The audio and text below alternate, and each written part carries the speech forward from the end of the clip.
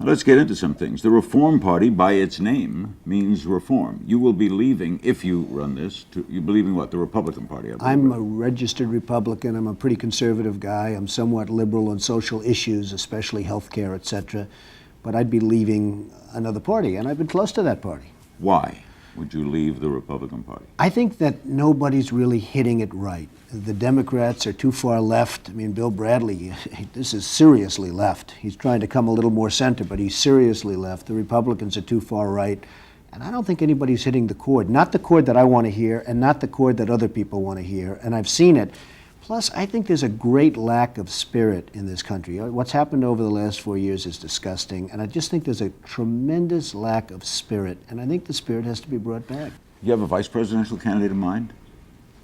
Well, I really haven't gotten quite there yet. It's just Oprah. I love Oprah. Oprah would always be my first choice. Oprah. Oprah, your competitor, right? Oprah's a competitor. You know what? No I'll tell you, she's really a great woman, though. She is a terrific woman. She's somebody that's very special. I have not even thought about it. I guess we'll see. We'll see. Maybe that's part of the whole process.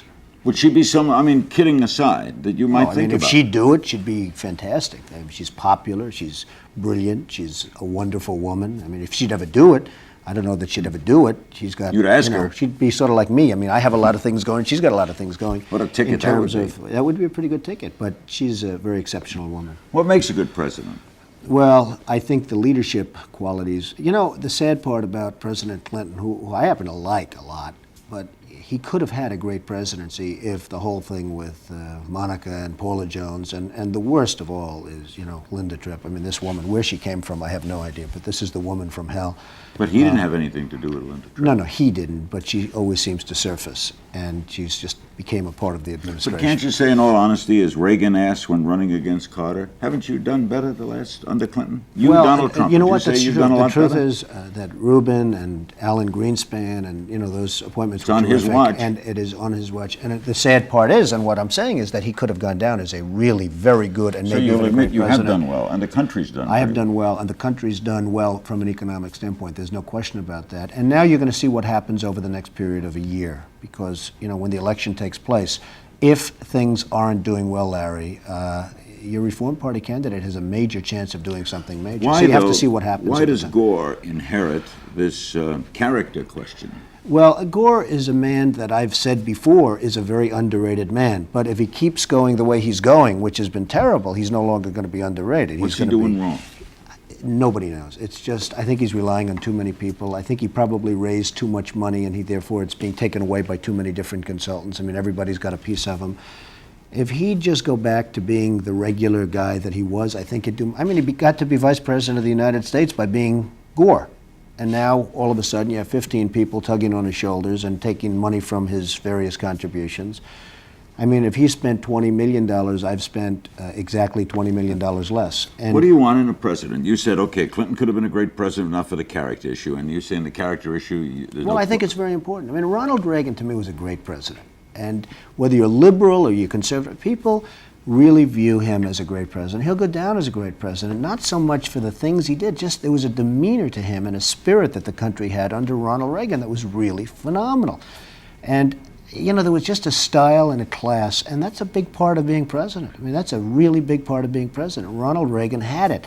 Eisenhower, now Eisenhower, I don't see him too much on lists of great presidents, but there was a nice time in the country. The country had a prestige, and he had a certain, you know, demeanor. He was a quality class act. There are certain people that have that. Unfortunately, with all of the scandal in the last 4 years, and what's happening with Gore is he's really tainted by it, and he's probably the last one to be involved in that kind of a scandal. But he's still tainted by it. It's a tough fair problem. or unfair, it's a fact.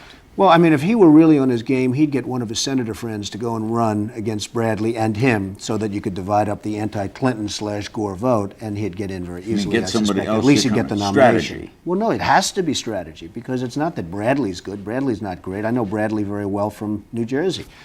I think I'm the largest employer in the state of New Jersey, and I know Senator Bradley. And you know, he was going to be thrown out of office. This guy was not going to be reelected. And then he made the statement that I'm going not to run, and the Senate is a terrible place, and everybody in the Senate said, it wasn't that he didn't want to run. The guy was going to lose. He was going to lose badly.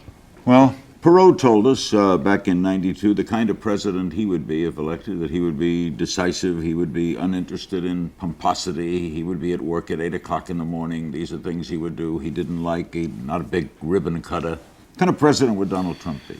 Well, again, all those things are fine, but again, you go back to Reagan, and there is a certain pomposity, and there was a certain ribbon-cutting stature that is important for the president. I think that the whole style and look of him was just really. Are you saying that's the kind of person you want to be? Well, I don't say that, and I don't like to be compared to anybody, and maybe it would be unfair to them, to be honest with you, but. The president has to be a great leader, and you have to lead by example. But you need leadership in this country, and we're just not having it right now. And this is going to be Gore's problem, because he is very much associated with 4 very ugly years, despite an economy. I mean, if you had a bad economy at this point, it would be a disaster out there. But you do have the one thing, you have a good economy.